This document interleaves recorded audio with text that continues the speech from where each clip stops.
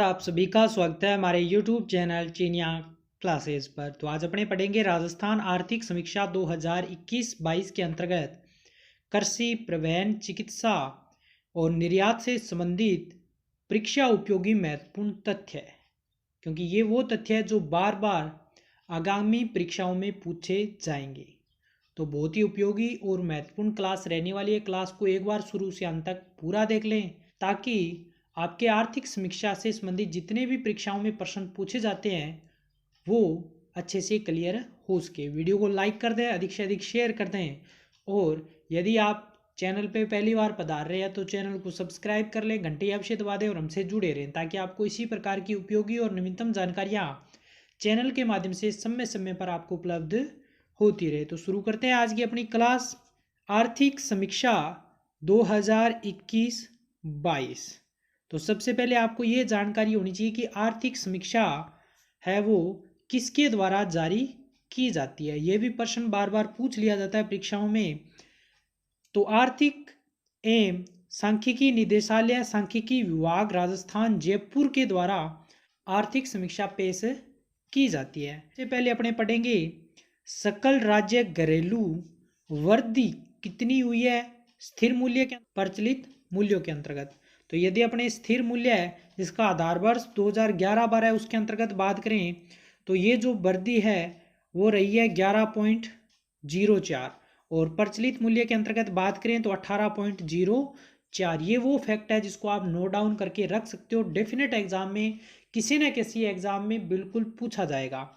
फिर अपने बात करें सकल राज्य वर्धन स्थिर, यानी कि इसका आधार वर्ष 11-12 बुनियादी मूल्यों का क्षेत्रवार योगदान, जिसमें कृषि की बात करें 28.85, इसी प्रकार उद्योग की बात करें तो 26.34, और सेवा क्षेत्र की बात करें तो 44.81, यानी कि मैक्सिमम जो योगदान रहा है वो सेवा क्षेत्र का, उसके बाद में कृषि क्षेत्र का और उसके बाद में उद्योग क्षेत्र का। तो इन तथ्यों स्थिर मूल्य के आधार पे पढ़ा है। अभी अपने पढ़ेंगे प्रचलित मूल्य के आधार पे। तो इसके अंतर्गत कृषि का जो योगदान रहा वो 30.23%, तो 24.67, और सेवा क्षेत्र की बात करें तो 45.10। फिर अपने बात करें इसी के अंतर्गत तो प्रति व्यक्ति आय स्थिर मूल्य के आधार पे और प्रचलित मूल्य के आधार पे। तो स्थिर मूल्य के आधार पे जो प्रति व्यक्ति आय है वो है 81,231, और बात करें प्रचलित मूल्य के आधार पे तो वो है 1,35,218 रुपये। तो इन तथ्यों को आप अच्छे से नोट भी करके रख लें, क्योंकि बार बार ये आपसे एग्जाम में आर्थिक समीक्षा के संदर्भ में पूछे जाएंगे। तो उम्मीद करता हूँ ये तथ्य आपको अच्छे से क्लियर हुए होंगे। थोक एवं उपभोक्ता मूल्य सूचकांक, सबसे पहले इसमें यह पूछा जाता है कि इसका जो आधार वर्ष है वो क्या है। तो आप ध्यान के राज्य का सामान्य थोक मूल्य सूचकांक जिसका आधार वर्ष है 1999, 2000 इज इक्वल 100, इसको आप ध्यान रखें, जिसमें वर्ष 2020 के 330.86 से बढ़कर 2021 में 363.23 हो गया है, जो कि गत वर्ष से 9.78, यानी कि एक तो इसका आधार वर्ष आप ध्यान रखें और एक इसमें वृद्धि कितनी हो उसको आप अच्छे से ध्यान रखें। इसके अलावा फिर इसमें कहा गया है उपभोक्ता मूल्य सूचकांक माह सितंबर 2020 के आधार वर्ष 2016 बराबर 100 पर जारी किए जा रहे हैं, यानी कि वर्तमान का आधार वर्ष क्या है वो भी ध्यान रखें। तो ये रहेगा 2016 बराबर 100, जिसमें राज्य में अजमेर केंद्र के स्थान पर अलवर केंद्र को शामिल किया गया है। तो ये भी बहुत ही महत्वपूर्ण फैक्ट है, इसको भी आप ध्यान रख लें। फिर अपने बात करें संबंध सेवाएं, इससे संबंधित तो इसमें कहा गया राजस्थान में पूरे मानसून मौसम 2021 के दौरान अधिकांश जिलों में असामान्य अधिक या सामान्य वर्षा हुई है, जबकि 2 जिले जिसमें श्री गंगानगर और सिरोही जिलों में कम वर्षा दर्ज की गई है। तो इसको भी आप ध्यान रखें कि कौन से 2 जिले हैं जिनमें वर्षा कम दर्ज हुई है, तो वो है श्री गंगानगर और सिरोही। इसके अलावा आगे इसमें कहा गया है राज्य में 1 जून से 30 सितंबर 2021 की अवधि में वास्तविक वर्षा 485.40 mm दर्ज की गई है, जो सामान्य वर्षा 414.50 mm की तुलना में 71.10% अधिक रही है। तो इसमें कहा गया है खाद्यान्न का कुल उत्पादन 225.20 लाख मीट्रिक टन होने का अनुमान है, जो गत वर्ष यानी कि पिछले साल की तुलना में 269.09 लाख मीट्रिक टन उत्पादन था, उसकी तुलना में कितना कम है, 16.31%। तो इसको भी आप अच्छे से क्लियर कर लें। क्षेत्र में तो इसमें कहा गया 2021-22 के दौरान दिसंबर 2021 तक 9,854 हेक्टेयर अतिरिक्त सिंचाई क्षमता का सर्जन किया गया है। भूजल योजना भूजल के घटते स्तर को रोकने एवं इसके प्रबंधन के लिए 1 अप्रैल 2020 को भारत सरकार द्वारा विश्व बैंक यानी कि दोनों का जो हिस्सेदारी है 50-50% के हिसाब से इन्होंने योजना शुरू करी है, अटल भूजल योजना, जिसकी शुरुआत 1 अप्रैल 2020 को, और इसमें हिस्सेदारी 50-50% की। तो इसको भी आप अच्छे से क्लियर कर लें। 1 जुलाई 2020 को नया पोर्टल जिसका नाम है उद्यम पंजीकरण पोर्टल, तो ये आप ध्यान रखें, उद्यम पंजीकरण पोर्टल की शुरुआत कब से की गई, तो 1 जुलाई 2020 से। इसके अलावा आगे इसमें कहा गया है मुख्यमंत्री लघु प्रोत्साहन योजना, जिसकी शुरुआत या जिसकी अधिसूचना 13 सितंबर 2019 से यानी कि इसको प्रारंभ किया गया है। तो उद्योग क्षेत्र के अंतर्गत निर्यात होने वाली वस्तुएं, तो इसमें कहा गया है राजस्थान से निर्यात होने वाली शीर्ष 5 वस्तुओं के अंतर्गत इंजीनियरिंग वस्तुएं, कपड़ा, हस्तशिल्प, रत्न और आभूषण और धातु शामिल है। तो ये 5 वस्तुएं और इनका नाम अच्छे से आप ध्यान रखें।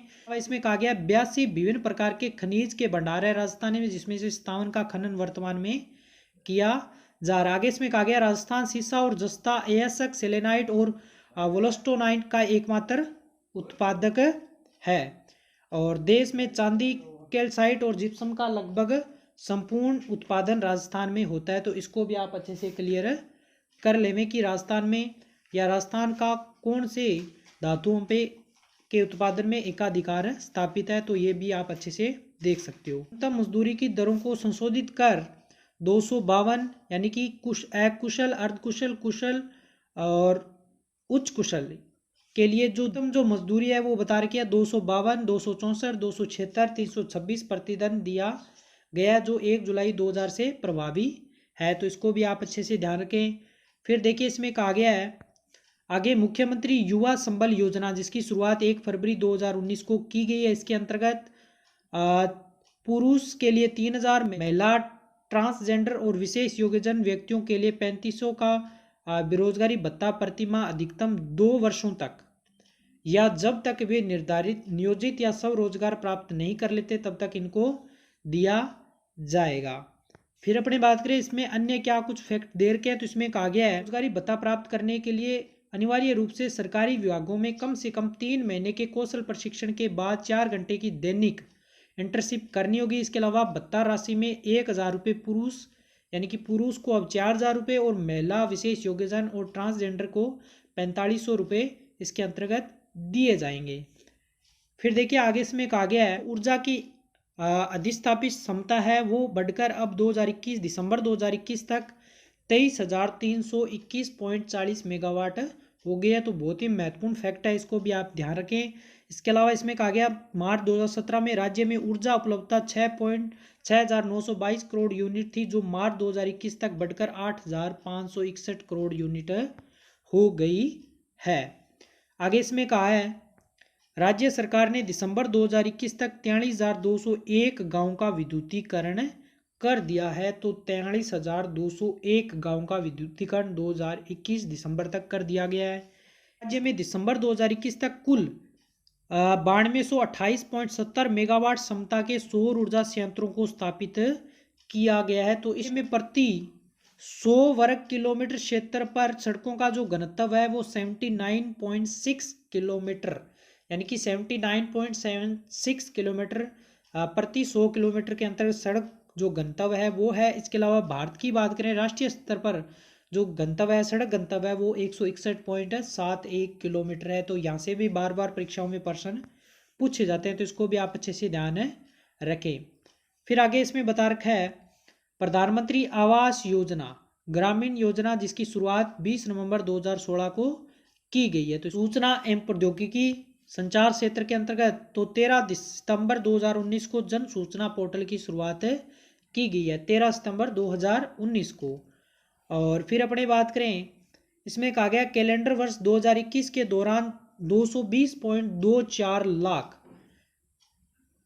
जिसमें 219.89 लाख स्वदेशी व 0.35 लाख विदेशी पर्यटकों ने राजस्थान में भ्रमण किया। तो पर्यटक या पर्यटन विभाग से संबंधित ये डाटा पूछा जा सकता है कि 2021 के अंतर्गत कितने पर्यटकों ने राजस्थान में भ्रमण किया, जिसमें विदेशी कितने, तो 0.3 लाख विदेशी पर्यटक इसके अंतर्गत आए हैं।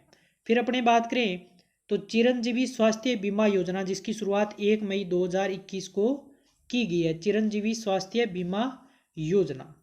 तो ये थे आज के अपने आर्थिक समीक्षा से जुड़े हुए महत्वपूर्ण फैक्ट, तथ्य है। उम्मीद करता हूँ सब आपको अच्छे से क्लियर हुए होंगे।